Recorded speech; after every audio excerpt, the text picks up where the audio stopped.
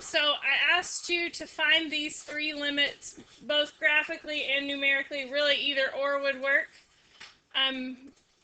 Did the graph of this function look like this?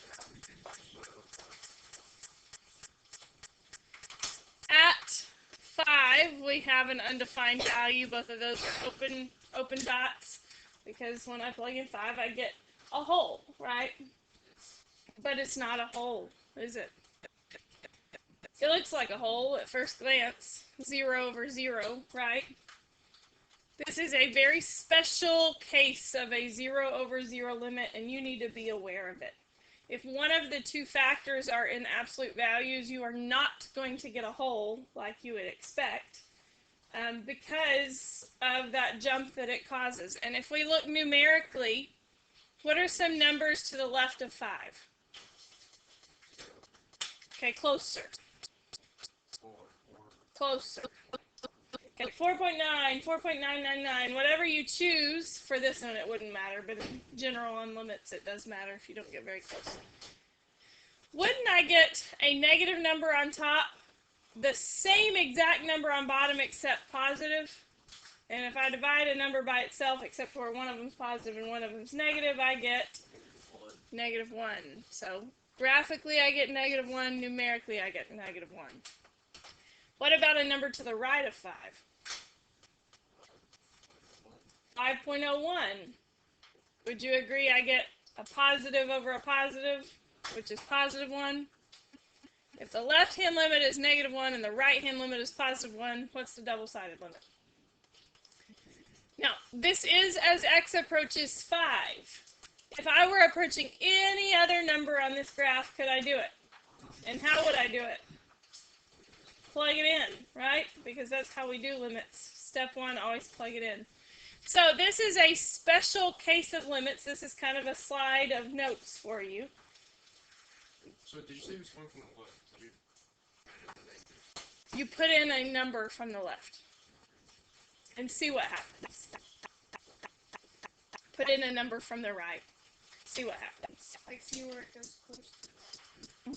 So if I plug in 4.99, on top I get negative 0.01.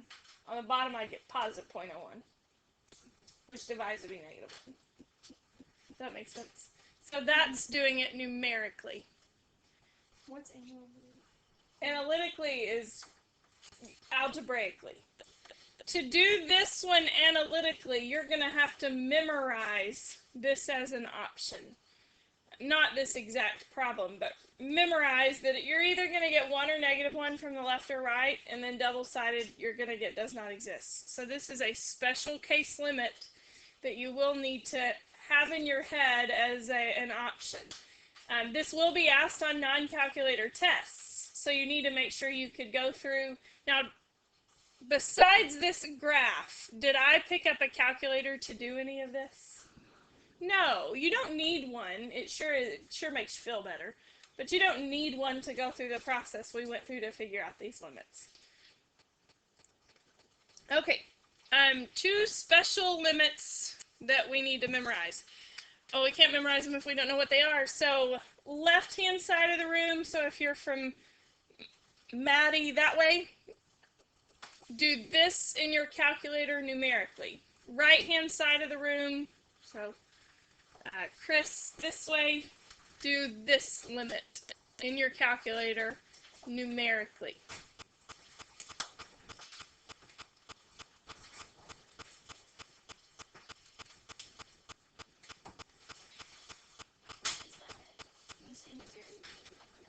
Table.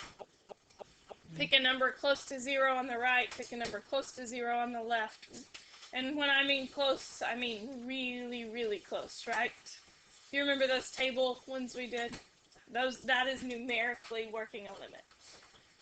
If you are in a college calculus class and you have a calculator, you should be able to do any limit they give you, because you could always do it numerically. Just plug in numbers and see. The AP Calculus exam will take your calculator a lot. Half and half.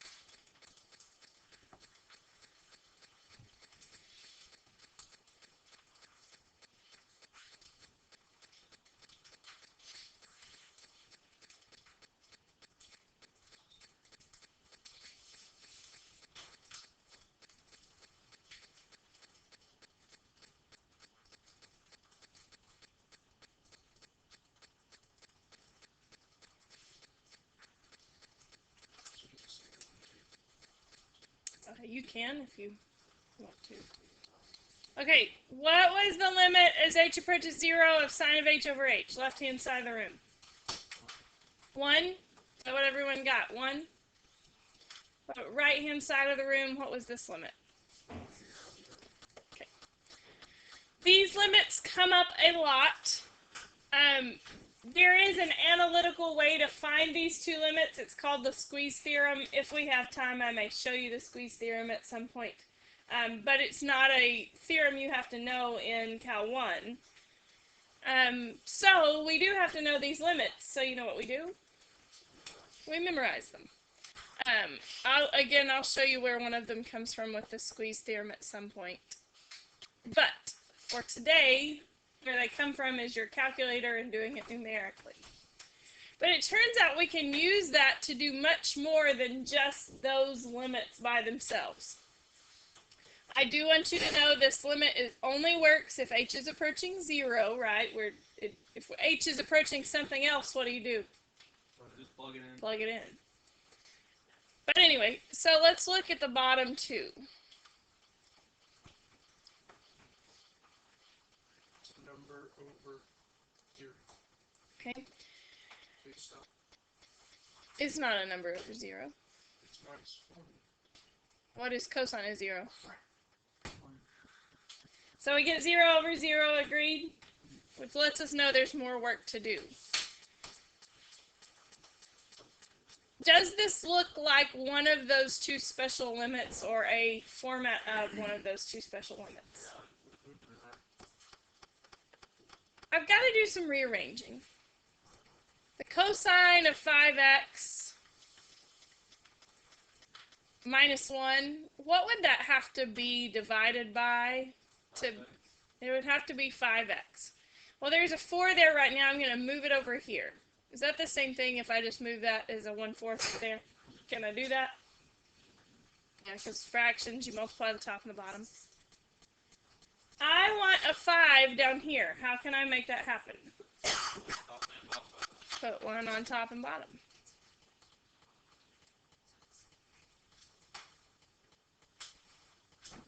What is that limit? The 5x is like the h, but let's go look again. 0. 0 times anything is 0. So I could use that special limit to get me a limit that I have never seen before by some clever rearranging.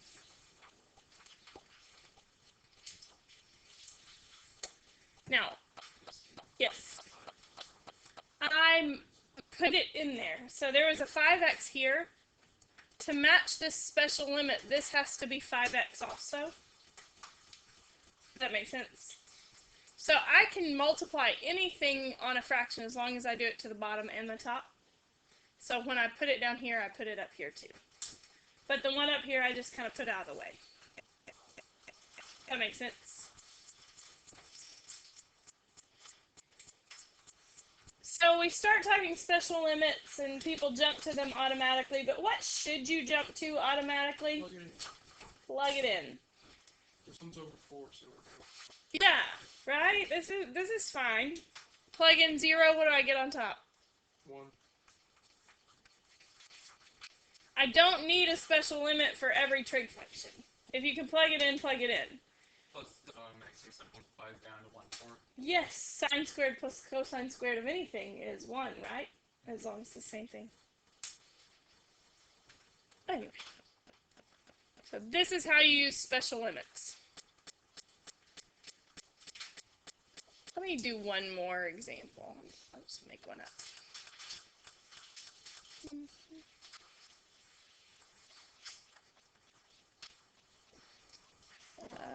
Let's do sine of 4x over 3x. Plug in 0, what do you get? 0 over 0. 0 over 0, which lets me know I've got to do something else. I don't have any way to break up a sine function. I don't have any algebra to do that. So the only go-to I have are my two special limits. Does this look like one of them possibly? The other thing I could try to do with trig is maybe an identity. But this one, there's not really an identity that's going to simplify it. So I have the sine of 4x on the top. What would have to be on the bottom for this to match one of the identities? Has to be a 4x. So I'm going to move the 3 out of the way. Is that a legal math move to move that over there? So I need there to be a 4x on the bottom. So I'm going to put a 4 on the bottom. Is that legal? Only if I put 1 on top as well, right? Because then I'm multiplying by 1, not changing the problem. What is this limit? 1. What's 1 times 4/3? So the limit as x approaches 0 of sine of 4x over 3x is 4/3. Does that make it where you can do those other 4 problems on your homework now? Probably. Now is a good time to kind of review what we know so far. You will get a copy of this, so you don't have to write this down. I'm not giving you a copy of it today because there's some more to the bottom.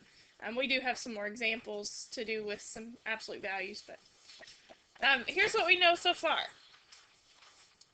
Step 1, always plug it in. Again, you don't have to write this. I will give you this as a handout probably tomorrow. If it works, you're done. What that means is if you get a number, you're done, you stop. If you get 0 over 0, there is probably a hole. The limit probably exists and is a number answer. And so we're going to start working that by trying factoring and canceling, try combining fractions, try multiplying by conjugates, try using trig identities or special trig limits if it's a trig function. Good question. When will it not? There is one case where 0 over 0 is not a whole. From the bell ringer, right? This case.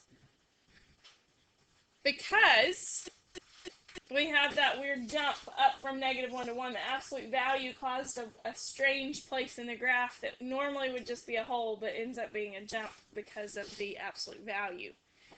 So this is a special case.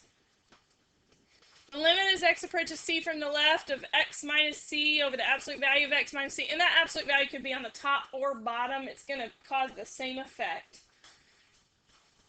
That limit's either going to be 1 or -1, depending on if the number on the left is bigger, how that's subtracted.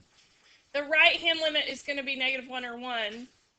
Those aren't going to be the same number, though. One's going to be positive, one's going to be negative, resulting in the double-sided limit being does not exist. So this is just a special case in and of itself, where a 0 over 0 does not cause a hole.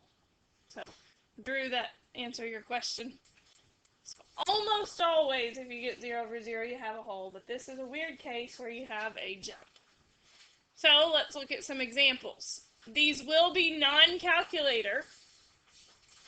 So even though on the bell ringer I let you use a calculator, now we're going to try it without a calculator. The nice thing about it is I know the answer is either going to be 1 or -1. So the only thing I really need to decide is which one. If I'm approaching 3 from the left, what's a number to the left of 3? 2.99. Would you agree I get a negative on top but a positive on bottom? I know the answer is either -1 or 1 because the numbers are the same on top and bottom.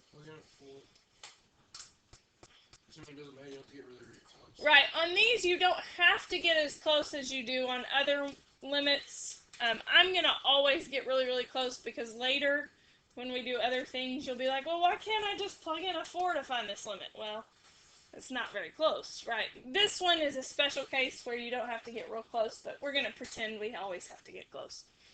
From the right, 3.001. I get a positive, right?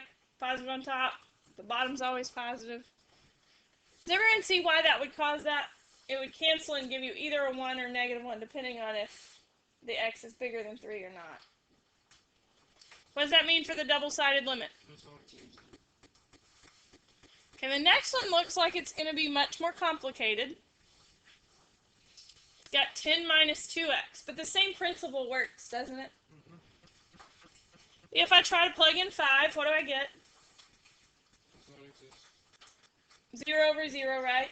Why am I asking that question? If I'm approaching 4, does this have a limit?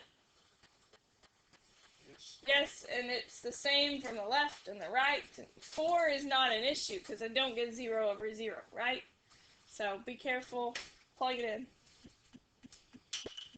Even if it's from the left or right, I would still plug it in first. Make sure it's even an issue. If it's not an issue, the answer is the function value.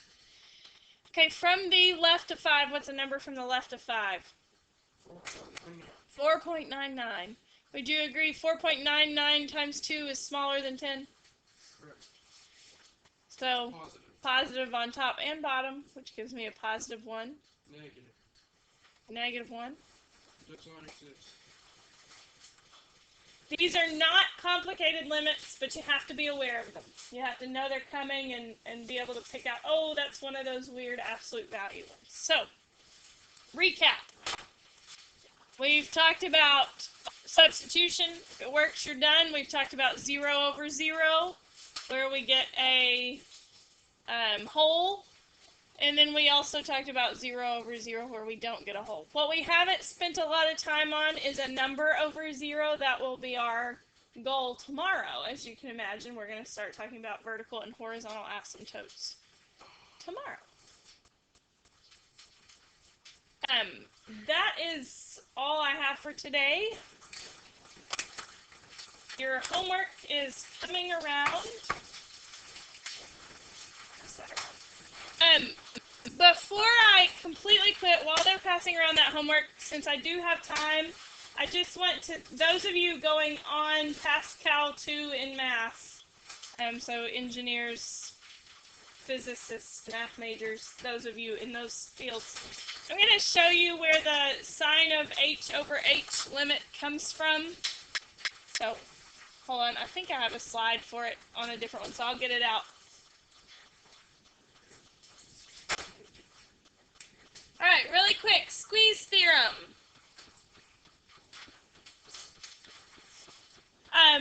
Again, this is not in the calculus curriculum that is covered in AB or BC calculus, so this is just for those of you going on to college calculus, and this is where the limit of sine of h over h as h approaches 0, where that limit comes from.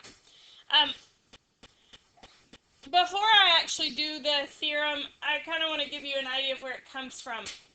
So say you have a Subway sandwich, your favorite Subway sandwich, whichever one it is. In fact, sometimes this is called the sandwich theorem. In different textbooks, it's either called the Squeeze Theorem or the Sandwich Theorem. But say you got your favorite Subway sandwich. What's your favorite Subway sandwich? Pizza. Pizza. Pizza, okay. Or ham and cheese. What'd you say, ham and cheese? Okay, ham and cheese. So, and you got that Subway sandwich. And you have the bread on top and the bread on the bottom, and you take a bite. If the bread goes in your mouth, what else goes in your mouth? Stuff. The stuff in between, right? Because you go on the same plate, right? The bread's on the outside. That's the squeeze theorem, sandwich theorem. If you have two functions, g of x and h of x, that are where f of x is between those two functions, if the limit as x approaches a number of g and the limit as x approaches a number of h is the same limit, then the function in between would have to go to that same thing as well. Would that make sense? Because you're eating the sandwich. Because you're eating the sandwich. So, how that applies to sine of x over x. Analytically, to do the limit as x approaches 0 of sine of x over x, which we know is 1, we would have to find a function that traps sine of x over x, because sine of x over x is weird. We don't know what it looks like. There is a lot of trigonometry and proving that can go into showing that these are, in fact, outside that function. I'm going to show it to you graphically, because, again, in this class, you're not going to have to do this proof analytically anyway, but just familiarity is nice, so if you do go and you hear of the sandwich theorem, it doesn't scare you. You see how this black function is in between the green and the red one at 0? Well, the limit of 1 as x approaches 0 of 1 is 1. The limit as x approaches 0 of cosine of x is 1. And since this is in between it, its limit would also have to be 1. There's the squeeze theorem for you. So that's where both of those limits come from. You could do a similar argument to show where the other limit comes from. Again, we're not going to actually do the squeeze theorem. You don't even need to know the squeeze theorem for Cal 1 or Cal 2 in high school. They will cover the squeeze theorem in Cal 1 in college most times. So it's just something I felt like you should have seen before, but you have no requirements on knowing or using or doing anything with the squeeze theorem. It just know that it exists, and there is a way to show these limits analytically, but it's complex using the squeeze theorem. Okay?